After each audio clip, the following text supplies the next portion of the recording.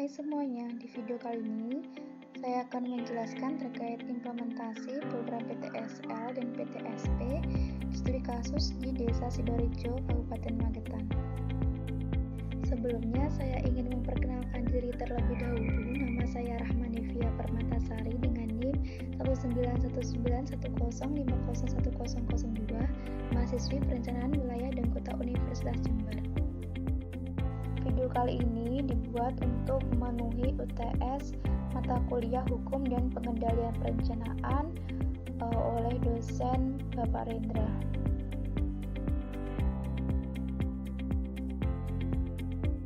Jadi di video kali ini saya akan membahas terkait PTSP dan PTSL yang terbagi menjadi 4 substansi. Substansi yang pertama yaitu adalah latar belakang. Pembahasan yang kedua ada PTSL dan PTSP yang terdiri dari definisi, manfaat, dan dasar hukum. Pembahasan yang ketiga yaitu implementasi yang terdiri dari gambaran umum wilayah dan implementasi program pada studi kasus yang diambil. Nah, yang keempat ini ada kesimpulan yang terdiri dari ringkasan dan saran.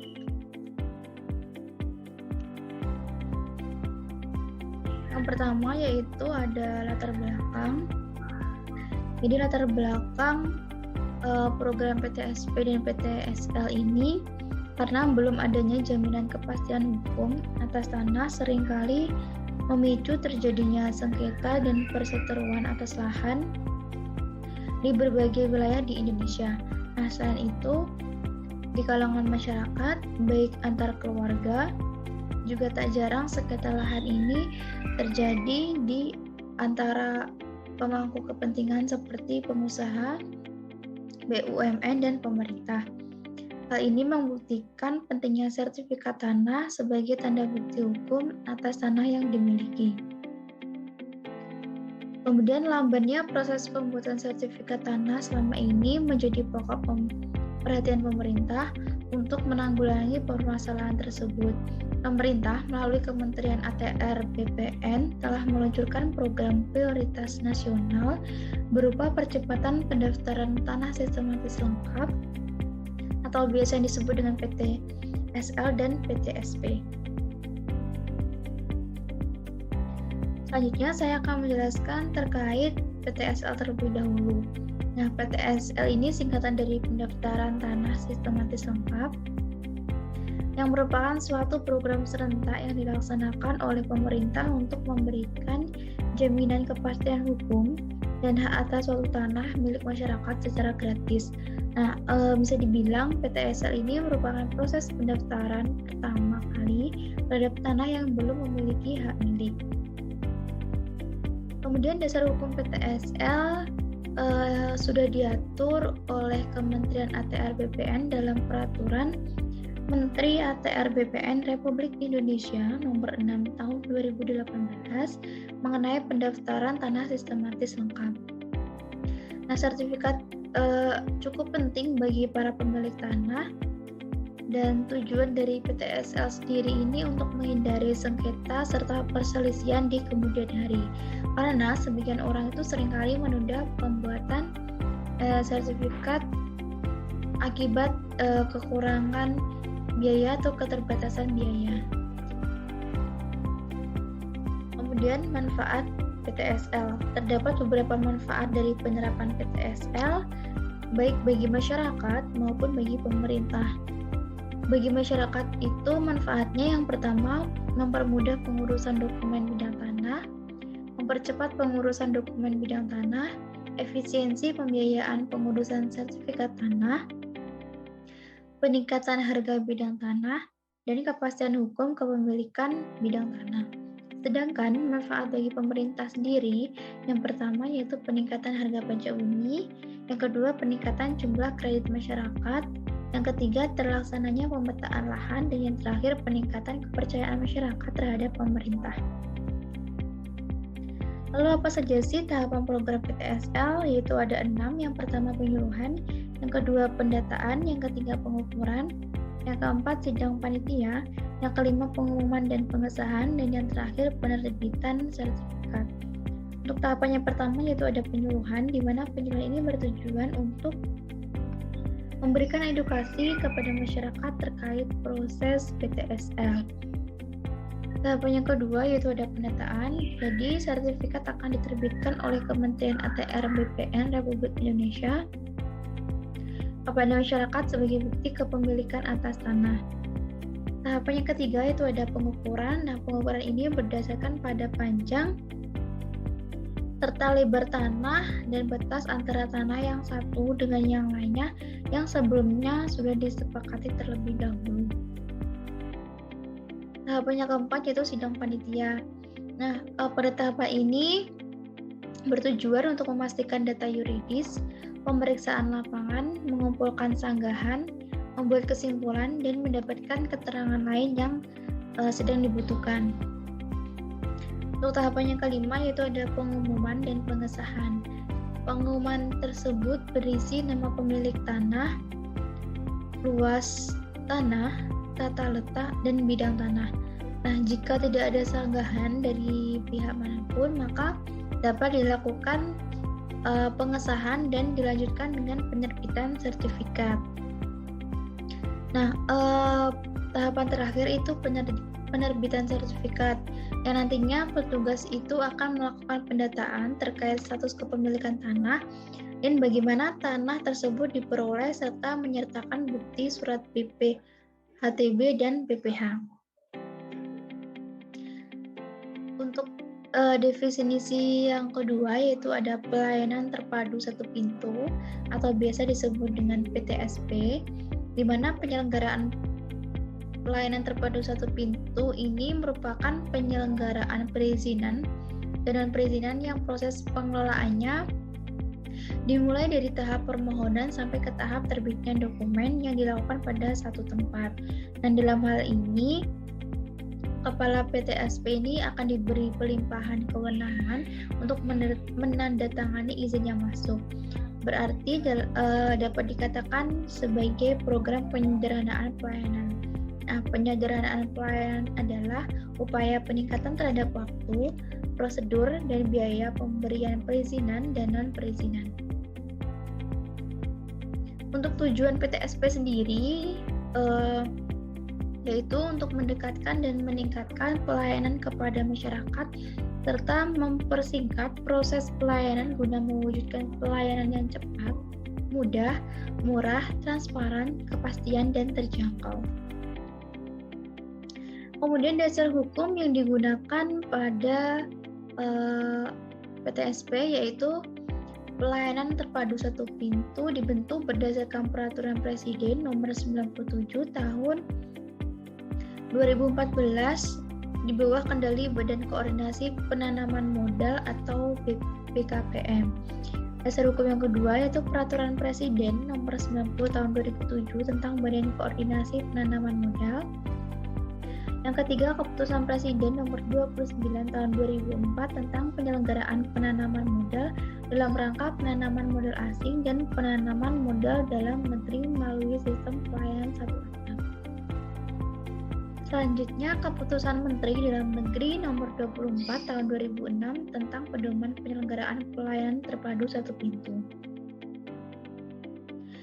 Yang keenam, ada Peraturan Pemerintah Nomor 1 Tahun 2007 tentang fasilitas pajak penghasilan untuk penanaman modal di bidang. Yang ketujuh, Keputusan Menteri Pendayagunaan Aparatur Negara Nomor Gap/M-PAN/2/2004 tentang petunjuk teknis, transparansi, dan akuntabilitas dalam penyelenggaraan pelayanan publik.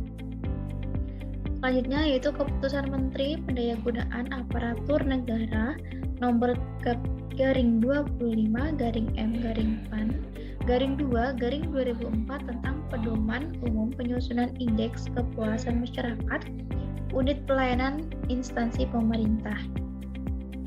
Untuk yang selanjutnya, yang terakhir yaitu ada Keputusan Menteri Pendayagunaan Aparatur Negara Nomor 63/M-PAN/7/2003 terkait pedoman umum penyelenggaraan pelayanan publik. Selanjutnya, kendala apa saja yang ada di daerah dalam penyelenggaraan program PTSP?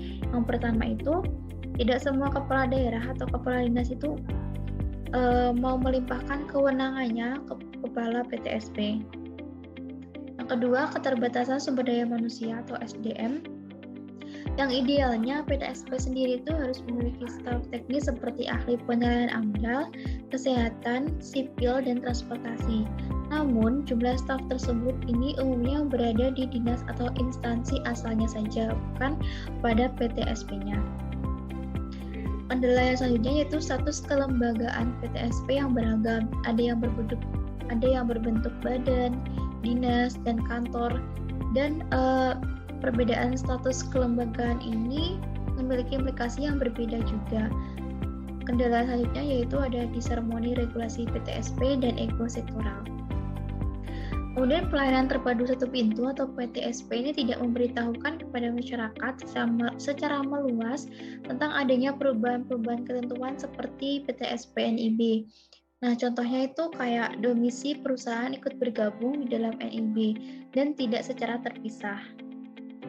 Hanya di wilayah DKI Jakarta. Namun di luar wilayah DKI Jakarta itu masih banyak yang tidak mengetahui apakah domisili perusahaan ini tergabung dalam NIB atau tidak. Nah, ini merupakan salah satu contoh konkret dalam program PTSP. Kemudian untuk implementasi programnya ini saya mengambil studi kasus dengan implementasi program PTSL, di mana latar belakang pendaftaran tanah sistematis lengkap adalah kegiatan pendaftaran tanah untuk pertama kali yang dilakukan secara serentak yang meliputi semua objek pendaftaran tanah yang belum didaftar dalam suatu wilayah, desa, atau kelurahan, atau nama lainnya yang setingkat atau sederajat dengan itu. Pendaftaran tanah sistematis lengkap atau PTSL ini merupakan program strategis nasional yang dilaksanakan bersama-sama seluruh stakeholder lain agar terlaksana dengan baik. Nah, tujuannya sendiri untuk menjamin kepastian hukum hak atas tanah maupun mengurangi permasalahan sengketa lahan. Untuk gambaran umum wilayah yang saya ambil pada program pendaftaran tanah sistematis lengkap atau PTSL ini terletak di Desa Sidorejo, Kabupaten Magetan yang dilaksanakan di Balai Desa Sidorejo dan dihadiri oleh Wakil Bupati Magetan, Kepala Badan Pertanahan Kabupaten Magetan, Forkopimka, Sekretaris Camat Sidorejo, Kepala Desa Sidorejo, Pokmas, serta masyarakat penerima sertifikat tanah. Kemudian pelaksanaan dari program PTSL yang sudah diselenggarakan di Desa Sidorejo ini sebanyak 1.335 bidang. Dalam penerapannya sendiri, program PTSL di Desa Sidorejo ini terdapat beberapa kebijakan yang ditetapkan oleh pihak pemerintah daerah. Nah, kebijakan tersebut terkait dengan perencanaan, penerapan program PTSL, pembiayaan program PTSL, dan juga penyelesaian program PTSL. Kemudian ada implementasi pelaksanaan program PTSL di studi kasus di Kabupaten Magetan, di mana pelaksanaan program PTSL ini telah berhasil diselesaikan pada awal tahun 2021. Dalam implementasi pelaksanaan program PTSL di Desa Sidorejo ini terbagi menjadi 3 poin. Yang pertama ada penyelenggaraan, yang kedua pelaksanaan, dan yang terakhir ada penyelesaian. Nah, pada poin yang pertama, penyelenggaraan, jadi perencanaan program PTSL yang ditetapkan oleh pemerintah pusat dan pelaksanaannya dilimpahkan kepada pemerintah kabupaten. Kemudian selanjutnya pemerintah desa yang didampingi oleh Badan Pertanahan Nasional. Poin yang kedua itu ada pelaksanaan yang terdiri dari beberapa kegiatan seperti penyuluhan program PTSL diselenggarakan secara langsung oleh tim panitia, terutama panitia tingkat RT atau RW kepada masyarakat melalui kegiatan yang dilakukan oleh masyarakat itu sendiri. Yang kedua, pembukuan hak yang dilaksanakan guna keperluan administratif dan acuan percetakan sertifikat serta juga untuk arsip. Yang ketiga yaitu penerbitan sertifikat hak milik. Nah, dalam pelaksanaan penerbitan di Desa Sidorejo ini dilaksanakan secara mandiri oleh tim panitia tingkat desa yang didampingi oleh pihak BPN. Nah, untuk yang terakhir yaitu ada pendokumentasian dan penyerahan hasil kegiatan atau penyerahan hasil sertifikat kepada peserta. Kemudian apa sih hambatan yang dihadapi dalam pelaksanaan pendaftaran tanah sistemasi lengkap ini? Yang pertama itu dari faktor masyarakatnya sendiri. Jadi masyarakat ini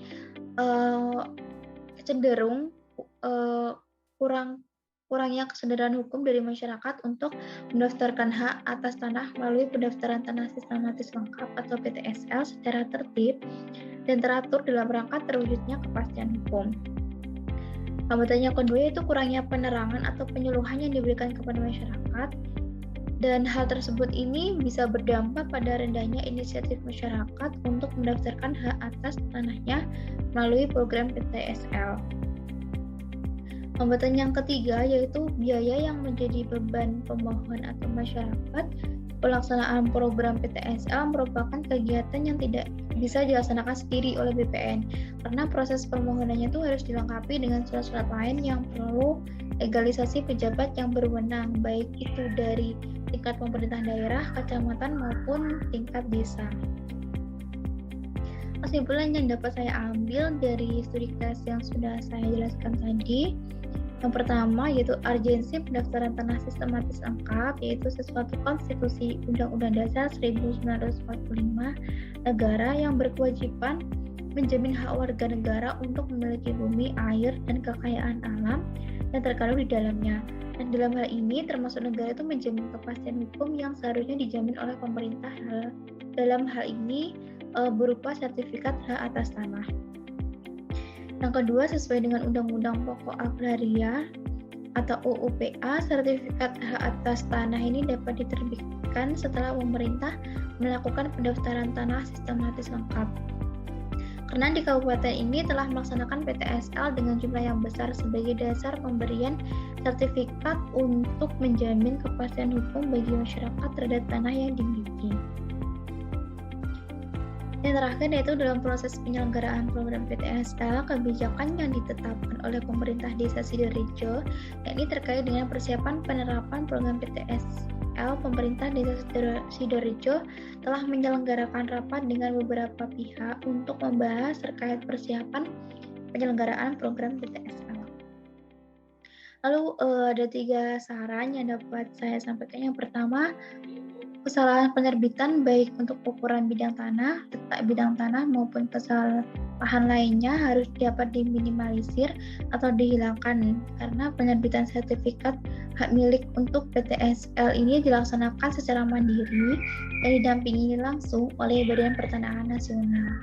Yang kedua, perlunya sosialisasi dan juga penyuluhan mengenai program PTSL yang dilaksanakan oleh pihak pemerintah desa maupun dari tim panitia PTSL itu sendiri dengan menyeluruh. Nah, jika pelaksanaan penyuluhan atau sosialisasi kepada masyarakat ini telah diserahkan kepada seluruh panitia RT atau RW, maka cara-cara penyuluhan itu lebih baik dilaksanakan dengan beberapa cara seperti sosialisasi menggunakan pamflet atau poster untuk mempermudah masyarakat memahami program PTSL itu sendiri. Terus saran yang terakhir yaitu kepastian mengenai jangka waktu penyelesaian program PTSL. Lebih baik itu diinformasikan terlebih dahulu kepada masyarakat selaku peserta.